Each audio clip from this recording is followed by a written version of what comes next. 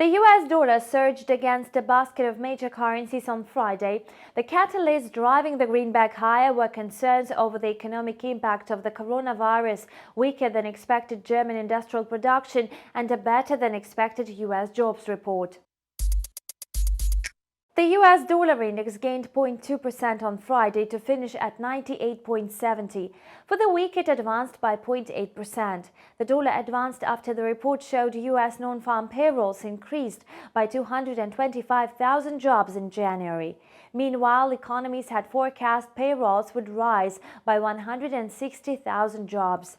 Meanwhile, the British pound fell dramatically against the US dollar after it was reported that EU officials are looking to amend MFID2, the set of regulations governing financial markets in Europe, to remove concessions made to the UK. Sterling fell by almost 0.3% to close at 1.2893.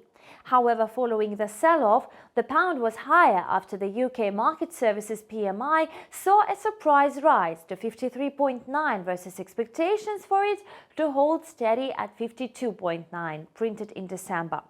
Still, it failed to erase the weekly losses with a 1.5% decline week on week. Meanwhile, the euro fell to its lowest since October after German industrial production showed its biggest decline in a decade in December. The euro ended Friday's session at 1.0945, posting an intraday 0.3% fall and a weekly decline of 0.7%. The Federal Statistics Office said on Friday that Germany's total industrial output fell by 3.5% in December, while economies had forecast a 0.1% increase in December. Compared to December 2018, industrial production contracted by 6.8%. Elsewhere in the crypto market, Bitcoin rallied to a 5-month high on Friday and closed at 9,805.2. The number one cryptocurrency posted an intraday 0.6% rise. This was a 3.1% advance from previous Friday's close. At current values, Bitcoin has a total market capitalization of $178 billion. That's an increase of nearly $50 billion since the start of 2020. Investors have maintained their bullish stance on Bitcoin. According to analysts, Bitcoin's eventual return to $10,000 and beyond appears highly likely. Meanwhile, in commodities, oil closed out the 5th consecutive week of losses on Friday after Russia said it needed more time to decide whether to join any additional oil output cuts by OPEC.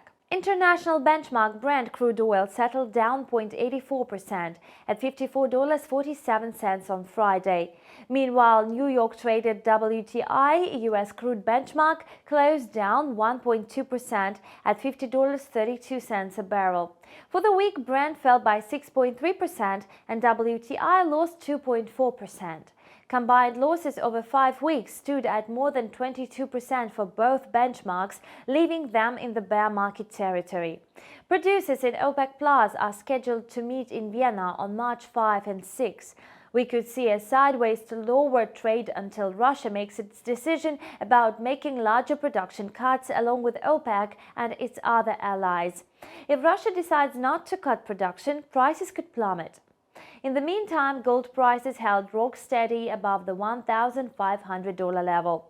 Gold futures settled up 0.2% at $1,568.60 per ounce, gaining for a third day in a row.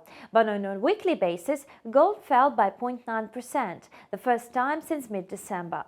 According to market experts, gold is still in demand as investors initially pile into the yellow metal for a hedge against the weakness in global markets.